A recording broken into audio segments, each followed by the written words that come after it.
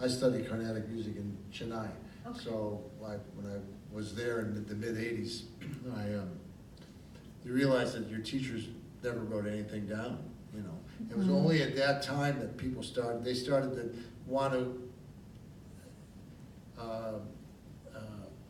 allow Westerners to write, because they were so used to wanting to write the rhythms and discern what it was and write it. So a lot of teachers actually developed a style of doing it, where you underlined the groupings according to how many subdivisions per beat you're doing, and that they have to be accountable by a syllable or by a space. And it's almost like reading Western notation in a way, but once you get to recognize phrases and the language of the phrases, it's a lot easier to read. I could actually almost read that easier than I could Western notation after a while.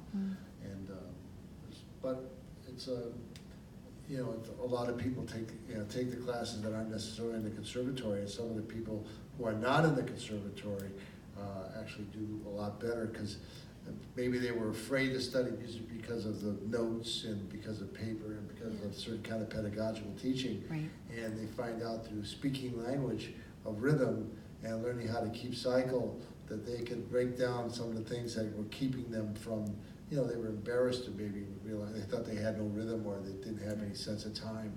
And they could develop it by analyzing the most basic point where they break, in time, and then trying to correct that one. And then in your mind, I have to say that for the most part, when you tackle a couple of the hard things, it's a paper tiger. It just kind of falls away, and it kind of opens this floodgate up for a lot of people, and they just soar.